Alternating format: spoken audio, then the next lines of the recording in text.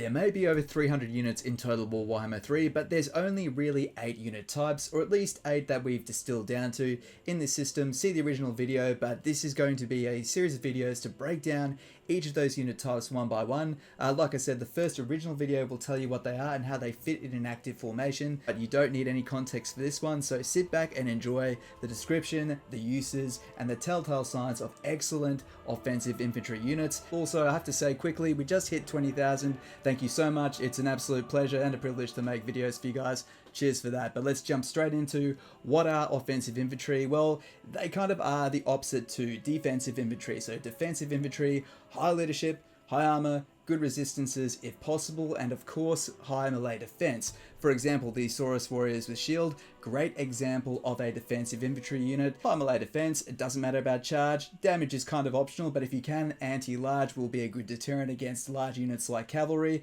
Optionally, it is good to have a shield so they can screen enemy arrows on the front line. So they're there to provide the opportunities for your spellcasters to land damage, and then your charging units, i.e. your cavalry or your offensive infantry, the opportunity for a good matchup. Total War in general is all about favorable matchups, and defensive infantry are the most important unit in the early game because they allow you to select those favorable matchups for you. They position the enemy and take the damage, allowing your more fragile damage dealers to do what they do. Offensive infantry units are primarily for, say, the first 3 tiers of the game, and they'll carry you through the early to mid game. Units that you get a lot of experience on in the early armies, you absolutely can carry those through to the end of the game, but you'll find yourself replacing these units with cavalry or better ranged options that will do more anti-infantry clearing. However, in the right faction, like Lizardmen, Greenskins, of course Chaos, they are going to be an indispensable tool for you. However, more defensive factions like the High Elves and the Empire will be using these less, and as they have better ways to deal damage, right?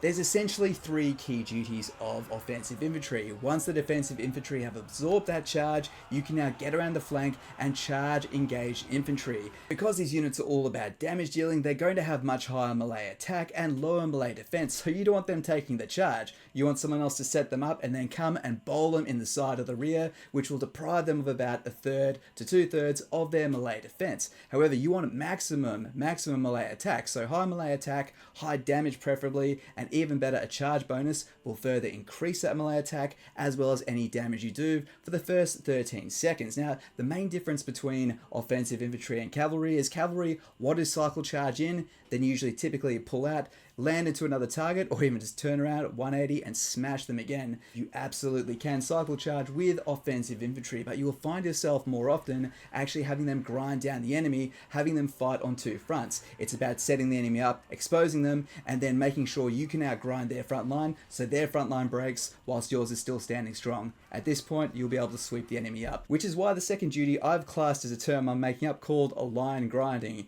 You are going to grind the enemy front line down faster by having two of your units paired up with one of them, depriving them of their ability to defend themselves. And guess what? Once that unit breaks, both your units can now help 2 other points on your front line. So getting those early breaks in the front line can be very, very indispensable, especially if you're playing with Greenskins or many of the Chaos factions. Because your defensive infantry have taken all the damage, your offensive infantry can drop that shield and pick up another axe. Typically, dual wielding axes and swords will provide an anti-infantry bonus like you see right here. This is going to really help you outgrind with your line grinding. The third duty is a bit harder to explain, but it's disrupting the enemy center. Of course, if you can land those early breaks on the enemy front line, this will mean you outnumber the enemy and get more charges onto the rear and onto the flanks. However, once you've broken through, you don't always want to engage the infantry. You can actually run straight past their front line and then target their range units. Disrupting their missile units is absolutely key in many cases. Having a nimble but deadly offensive infantry unit move between the front lines and then start charging at the enemy archers, they will absolutely crap themselves and run. This means they are not attacking you. Yes, your cavalry can do this too. However, your cavalry might be preoccupied going straight past the front line and taking out the enemy artillery. So basically everyone uses defensive infantry. Your use for offensive infantry will come down to typically the race you play or your own personal playstyle. First up, I want to address an honorable mention, and that is the Black Ark Corsair with handbows, or any unit that is basically a hybrid. Black Ark Corsairs are quite unique because they cross between being an offensive infantry as well as a skirmish unit. They carry a small one-handed crossbow with only a limited range, so they don't really fill that archer role, but if you use them correctly, they can act as an offensive infantry infantry unit that can still volley shots over walls, so they're useful in sieges, but whilst they are firing whilst moving, they are landing shots into the enemy side. So while you position your enemy, run them past the front line, face the enemy, and then before they charge in, they are firing shots the entire way through. Now this strategy can also be employed for free company militia, hobgoblin sneaky gits, anyone who has a ranged attack. So long as no one's shooting at them, draw a line behind the enemy, allow them to unleash a volley, and then charge straight into the enemy. Maximize that damage and utilize that ranged attack. The philosophy I'm trying to share here is that there's a lot of flexibility. There are 8 core positions. Which units you have filling those roles and how many of them comes down to you as a general. Just a quick reminder guys, if you are enjoying the video, please consider liking and subscribing, it really helps out. Ask any question in the comments, I answer everything. And if you'd like to talk strategy, feel free to join the Discord. Cheers. There are a ton of honourable mentions. Armoured Skinwolves, Ice Trolls, Plague Ogres, Hobgoblin Sneaky Gits. Here is my actual number 10. The Blade Singers of the Wood Elves are an excellent offensive infantry unit. Now, one reason why they're down the list so far is simply because you get them so late. It is a very high tier unit in a faction that doesn't really need offensive infantry units. They don't deal damage through that. Fortunately, the Wood Elves have the power of the forest and the spirits at their disposal. Their muscle can come from the mighty trees. So yes, it's absolutely true. Good Wood Elf players are most likely not going to use this unit because they're going to really double down into the tree units as well as the Way Watchers, the iconic way you play the Wood Elves being nice and nimble. However, there are some niche army types where this unit can absolutely excel, and that is using them as an anvil for stag cavalry. So I know cavalry at tier 5 isn't the way most people play, but if you do, this is an excellent unit because it can kind of blur the role between offensive and defensive infantry. I just want to show that again, to show that these positions aren't necessarily black and white, that you can choose, and even in the heat of battle they can swap positions. So let's have a look. We have a unit here with quite weak armor, but that's okay. It's got 20% physical resistance, which of course is quite nice. It's relatively nimble. It's quite hard to break thanks to immune to psychology, but it has 2 unique stances. At any point in time, we can give ourselves a boost to base weapon damage, and fair enough, it's going to lower armor piercing damage, but this will help you clear away hordes of chaff very, very effectively. And if you need them to move forward, they've now taken the center of the map, they're fighting down, but now they are forming an anvil. They're almost acting like defensive infantry. They've run up the field, they've defeated an enemy, and now they're tying someone else up, and now it's their turn to form the anvil when your stag cavalry come and then barrel them across. This unit gets the number 10 spot because it is so incredibly flexible, able to charge up the field, move nimbly, disrupt the enemy range, and then form an actual anvil for your cavalry to come barreling through. So in the right army, this is the right unit for you. You don't need defensive infantry with the Wood Elves. The reason I have such a soft spot on this unit is because it breaks the rules to complement the army it's with. Number 9, Vampire Counts. You get a day to shine here. I'm choosing the Cairn Wraith as the number 9 entry. Now, why the Cairn Wraith? Well, it's because it's such a damn interesting unit. Let's see, 20 charge bonus. Quite nice, and all 100% of its damage is armor piercing at 44 damage, only 60 men in the unit, which means, well, it's going to be able to move around quite nimbly and not get too entangled by having too many units. It is ghostly and ethereal, and that means it is low mass, but it also means it gains 55% physical resistance, so early game, when you're using this unit, it is going to be pretty damn hard to hurt it because not that many things you come across will have magical damage. So pretty useful. Strata, it does not have any terrain penalty when moving around, so not much really stops it from doing what it needs to do. And of course, what is it good at? Well, it will have frostbite, so it will slow the enemy, but more importantly, also deal magical damage. So this is a pretty good unit early on at laying on some damage into the enemy heroes or characters. If they have physical resistance, the magic attacks will slice right through it and it will slow the unit down. So your slow bog of zombies and skeletons will be able to catch up. As usual, I'd only hire 1 or 2 and hopefully get some experience so they can still deliver damage to the mid and late game. You don't need to hire it, but in the right situation, it can really be a useful tool, particularly in the early game. We have the Dowizar, the Chaos Dwarves, taking the place, not with these Hobgoblin Sneaky Gits, but they do prove to be a great offensive infantry unit in the early game. Using this ranged attack, they only have 2 shots, but they only need 2 shots. Once they fired those off, you can charge in, and you're mainly doing morale-based damage and just helping the enemy get ground down. However, the actual unit that has 9th place is the Kadai Fireborn. These hideous monstrosities do have 80 armor, so they can actually stay around for a decent amount of time, but they're also demonic, so They do have a habit of dying, which can be a bit frustrating. However, they do have fear, and they have a fantastic charge bonus of 40, so they're moving in very, very nimbly with 54 speed, and they do magical damage as well as fire flaming attacks. Flaming attacks, it depends on what you're fighting. However, 20 bonus versus infantry, as well as a ton of armor piercing damage, means this unit is very, very devastating, and with 40 melee defense, it can actually stay around for a really long time. A really great unit to give you some micro in the Chaos Dwarf roster, which doesn't usually require a lot of micro. One thing I'd like to talk about is you will see monstrous infantry filling the role of an offensive infantry unit, and the reason why is they often come in smaller units. Now, as you can see, a really wide unit of monstrous infantry, it's wide, but it's not that wide when compared to, say, a unit of typical infantry where they might have 100 models. You usually have less models with an offensive infantry unit like a monstrous infantry unit, and that's okay. That allows you to get between the lines of your front line way more nimbly. Now, like we were saying before, you can push the enemy by attacking their range units. So remember that third tip, pushing the range units back and disrupting their formation like that. Rather than taking this charge here, our really sturdy dwarf warriors aren't likely to take any damage. However, what will hurt them is having shots in the back, so let's take guard mode off and just send them after those archers. Another great tactic is escorting units off the battlefield. Just say these archers are something we're really scared of, we can attack them and turn off guard mode, and now that unit will be chased to hell, and sometimes this is the best thing to do. Number 7, Slaanesh, it's your time to shine with the Exalted Demonettes of Slaanesh, and I really do have a feeling when they get their DLC, they're going to have another entry which might even put Slaanesh even higher on this list. But for now, let's roll with this, and these guys work very, very similar, almost the same in intention as the Exalted Bloodletters of Khorne, so you can take most of these lessons and apply them the way you would. Now, what makes this unit so good? Well, it's only got 15 armor, it's a bit more fragile. Whilst it's a demon and can't be broken, that's not why we're choosing it, because we want this unit not to be taking damage but to be dealing it. However, 20% resistance for being a demon is going to help. Slaanesh is about overwhelming the enemy, just not giving them any chance to ever come back.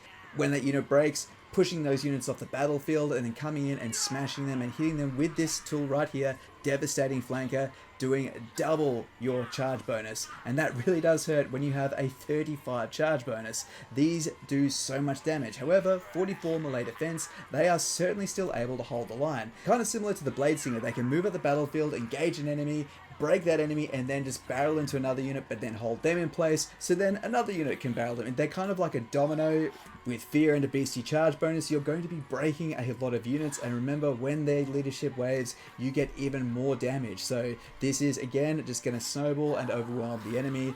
Fantastic unit and easy to use. Slaanesh are definitely one of the more advanced races to use on the battlefield, simply because there is just so much micro and you need to be ping-ponging your units around the map. However, if you're new and finding your feet, I found this is very accessible and works well. Get 3 defensive infantrymen, for example, Chaos Warriors with shields, and then in the gaps here, instead of having range units, have your Exalted Demonettes. Now, they can move up in this formation. I'm holding Alt and left click to move them up, and then when the enemy's set up, we stretch them out, and then this nice wide line here. So before we're saying the advantage of having fewer models means you can just nimbly move between your units and they can set up those charges without getting tagged and pulled in. However, this is one advantage of having lots of units, is you can just smash in and have so much more body on body damage. This is what I mean by don't just send all your units barreling in to one point, because only the front ones are engaged. Take the time to set up a charge, line up your nice long rank of units, and then charge in. And now see,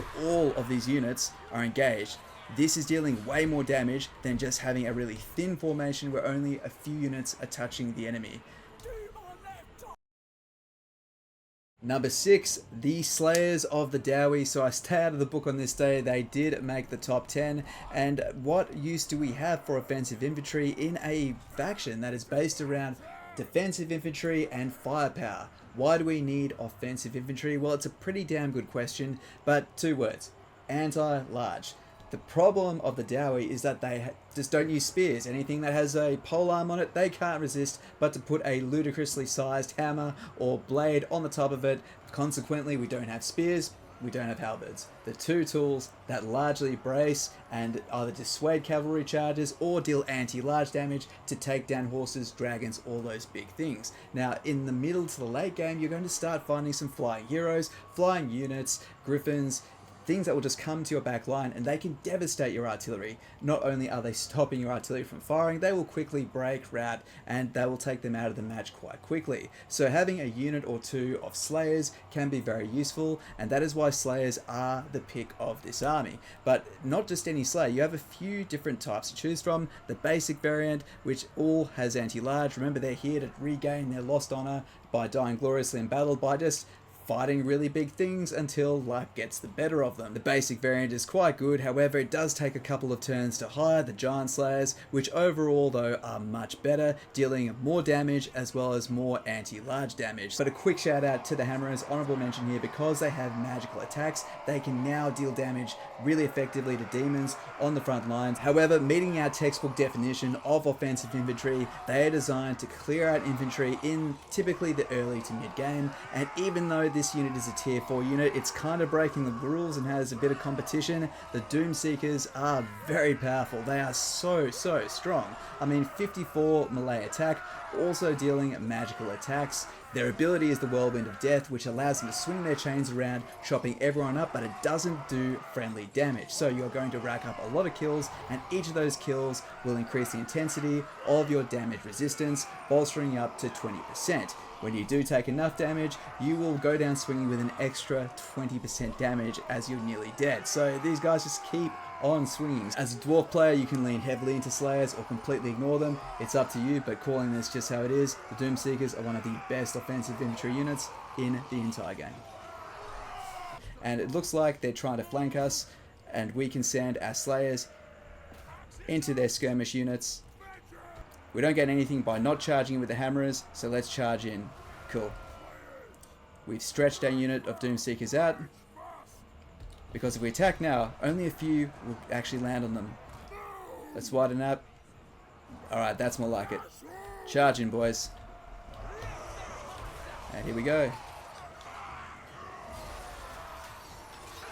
Very nice. Greenskin fans rejoice. At number 5, we have the Blackhawks with great weapons. They of course have 2 variants now, thanks to the latest update. They do have a shielded version, so that ended up getting them into the top 10 defensive infantry, but here they are again with the top 10 offensive infantry because they cover both of these roles broadly so well. And why is that? Well, we've got 80 units, that's good. It's not too many, not too little. This unit can land a very wide charge. It does lack speed with only 29 speed, but it does have 110 armor, a ton of hit points with over nearly 11,000 hit points, as well as 36 charge, 72 leadership, and immune to psychology. It means it's going to be very hard to get these guys off once they start landing, but not much is going to last very long when they start landing hits because they do 50 freaking damage, 36 of it is armor piercing. So they don't have the anti-infantry rule, but here's a tip. Once you get to the later campaign, if you are a race like the Greenskins, which does utilize offensive infantry into the late game, then armor piercing is the tool to take you there. Without armor piercing, you're going to have better ways of removing armor, usually in the way of ranged weapons, often cavalry, magic. There's just better ways to do it. However, if you are playing with someone like Grimgor, or if you just like orcs, like I do, this is the way to go. This is the source, and you can just hit super hard, 36 charge, as well as their ability here. Make sure you trigger this. You will lose some melee defense, but good luck surviving another 50% damage unleashed by these guys. I forgot to field them for this demonstration, but they also have a Regiments of Renown variant, and that is epic. Whilst I do recommend defensive factions whilst you're trying to learn the game, you might be drawn to more aggressive factions, and that is absolutely cool. But again, just starting with 3 basic defensive infantry units with either shields and or a bunch of armor and leadership. Then behind them, if you want some archers, this is where they'll stand. They're protected by the shields and they'll be able to volley their shots over the front line. Keep them concentrated around the middle, but make sure you have spacing so when the enemy hit one, they're not going to tie the others up. And finally, your offensive infantry units. Putting squares in between these first 2 gaps is invaluable, and then placing another square on each edge of the formation. Now, if you're newer, try not to go too wide because you'll find yourself getting overwhelmed, and if you're new, you can pause the game at this point as well, and this is a good time to marry up your units with appropriate targets. Take the time to line up your flanks. Even keeping some units in reserve can be very useful.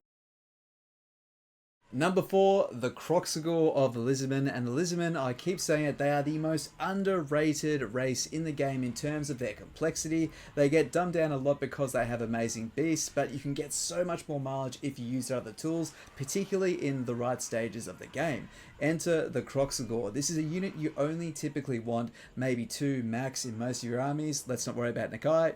He's going to have some great buffs, but typically you only need a couple of units doing some offensive charging. You have fantastic line holders with the Saurus Spears. You get bonuses by having them next to or nearby skink units, an extra 10% damage, and that really does add up because you do 100 freaking damage. This unit only has 16 models, but that in its own way has an advantage in the way it's going to be very easy to maneuver between your very plentiful Saurus warriors with spears and shields, holding that line, blocking their missiles. These guys can run around quite quickly with 46 speed and then just chew the enemy front line to pieces. 100 damage, 15 bonus versus infantry, and a whopping 70 of that is armor piercing. In campaign, even better, you can get the Blessed Kroxigors, and they have an even better charge bonus, so these do so much damage. Being honest, regular Kroxigors you can do without them, but getting the Blessed variant, you can hold on to a couple of these units into the mid to late game, and they are just a ton of fun to use. They also have 4 splash, meaning they will deal damage to 4 units at once with each swing, with this one a hell of a big Warhammer that they carry. The Sacred Kroxigor does do 20 more damage, but it is missing the 15 bonus versus infantry, so you can fill them in a various number of ways, but as typical, we do have some shielded Saurus warriors. As you can see, that is defending us from the enemy, and we can now move and position our offensive infantry units, and notice that we do have some chameleon skinks nearby paired with our Kroxigors, so we can charge in. Okay, that's going great there. That unit's broken, so let's position our Kroxigors up. In the final version of Warhammer 2, this unit probably would have taken the #1 spot, but it's had some stiff competition in recent time, and you'll see almost it's an honorary #2 even still. But we have the Mighty Minotaurs, and we're going to go with the Great Weapons variant, but I'm just showing you, this unit is so good. Even the Shielded variant is a very worthy offensive infantry unit. I mean, this shield is blocking 55% of all projectiles, and it is hammering up the field with 62 speed. This can be your vanguard, powering up using its incredible mass to bowl over anyone that gets close. These shields will soak up the damage, but don't get too close because they are then going to punch you in the face oh so very hard. And 45 melee defense, nearly 9,000 hit points, so they are very far from squishy. Only 16 models, which means you can pilot them around rather easily, but yes, they are going to be a wicked damage soak for missiles, which is why having this shielded variant mixed into your Minotaurs can be quite useful. But don't forget, these stats are only temporary. The more they kill, the more their melee attack, their charge, and their armor piercing will increase. But let's compare them to their Great Weapon variant, and we can see here they do lose a bit of melee defense, but they still have 32, so that's more than serviceable. But an extra 8 charge bonus is very nice, but they do lose a bit of armor. However, I would mix these two in together, and the way the Beastmen function, you can actually mix them both together very well, just by having these guys slightly back in the ranks behind. They will have the shields absorb the damage, and these guys cleave everything so mercilessly into 2. But here's the kicker. Damage versus large plus 25. This unit will carry you all the way through to the end of the game. 16 units with 1,600 mass, nothing is pinning them down. They're going to bowl, shred a unit, scare it away, and then charge into the next victim. This unit is incredible, and guess what? Khorne get a variant of their own, and in its own way, it's even better. Now with the Beastmen, you can actually use your Bestigors as a cheap front line holder, tying the enemy up and then through the gaps, just like this, is where we can place our Minotaurs.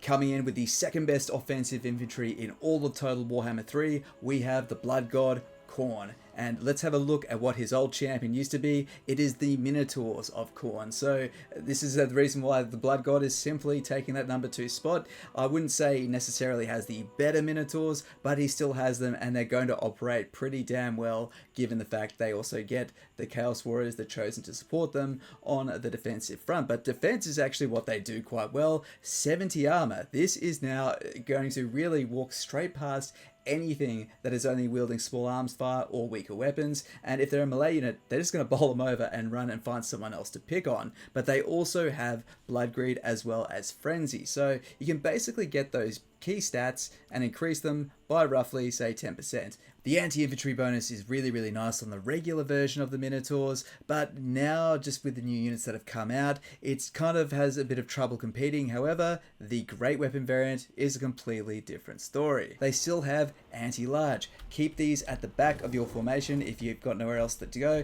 You can have a rather wide formation with your Chosen or Warriors at the front, and then in your gaps you can place Exalted Bloodletters, use a couple of Minotaurs with Great Weapons at the back. We don't have their regular Bloodletter, but that effectively forms their workhorse on the offensive infantry front, dealing really reliable armor piercing damage to enemy infantry as well as magic attacks, and they will be the hammer against your anvil, which is typically going to be shielded Chaos Warriors or even Chaos Warriors with halberds. But let's be real, all the hype on the street is around the Wraithmongers, and these guys epitomize everything the Blood God wants in a follower. They're mortal, so eventually they'll break, but that's often a good thing because they won't die. The Mark of Khorne grants them 35% spell resistance, so you think let's charge to get rid of them, but no such luck. They are immune to being flanked, meaning their melee defense does not drop. So the enemy will still get their charge bonus, but being hit in the rear or in the side won't drop your melee defense. So they're going to stay for a very long time with this massive 50 melee defense. But let's not overlook that 60 melee attack. They get a hit very hard with 44 charge bonus, and 46 speed means they are darting around and they are choosing their engagements. Incredibly high damage, most of it's armor piercing, and to top it all off, they have Frenzy, so you can add 10% on the damage output that they're going to deal, giving even more praise to the fact that it also passes as a defensive infantry unit that is hell to get rid of. Coming in at number 1, we have the Man-Eaters of the Ogre Kingdoms, and it shouldn't really be any surprise that the Ogre Kingdoms are the kings of the offensive infantry model, given that they just quite simply do it the best. You are, in this case, able to field an entire army out of offensive infantry units if you so choose, particularly now with the expansion. You're now capable of being able to cover most of your bases with this unit. So let's start off with the Bare Bones unit, which is the Iron Fist. So these guys have a shield strapped to them, allowing them to deflect a third or 35% of all missiles, so quite nice. They have the best melee defense, so 50 melee defense, very good at line holding. But here's the secret, they have 1700 mass. That is huge. They are able to bowl straight through the enemy line and get out of trouble too. They have a charge bonus of 50, so they're dealing a ton of damage. Remember, this is the defensive variant, 110 strength in a 16-man unit, very small enough to get the charges, big enough to never get bogged down, just incredibly good. They also have Ogre Charge, so that spear wall that is braced no longer takes away all of your charge bonus, it will quite simply halve it, but that shouldn't be a deal breaker because you're dealing mostly armor piercing damage anyway. They really are complete now thanks to the expansion. So how do you build an Ogre Kingdoms army? There's many ways to do it. They're a lot more flexible than they appear. Let's have 2 units of the shielded Iron Fist Man-Eater in the center, and then we're just going to have sporadic gaps with 2 more units on each flank. Now, in this first gap nearest to the center where there's likely to be infantry, let's use the Golfags variant, and this one has 16 bonus versus infantry. It does have lower melee defense, so we don't want these guys absorbing the charge, but we want them to charge in, so they'll just be a few steps behind. As soon as the enemy's tied up, they can barrel in. So let's put one of those on each side. Let's move over to the Great Weapon variant. Now, what's the difference between these 2 elite variants? You could say either or is better, but the Great Weapons variant also has bonus versus large, 26 bonus versus large. Very nice bonus with 54 charge, and again barreling almost straight through a braced unit, so very strong. Another thing about ogres is they're actually pretty easy to use because most of their units are roughly around the same speed when you run a formation like this, so you're not having to keep on holding alt, inching them forward, and then letting the slower units catch up, you really can just move most of the formation up. And these are chosen, and we have just knocked them clean off their feet. That's the mass these guys hold. And this is such a forgiving army to use because if you're running the man-eaters, they all have armor piercing. Anyway, that was the top 10 offensive infantry. Check this video out for the top 10 defensive infantry, this one for the 8 unit types, and check out the channel for more tier lists.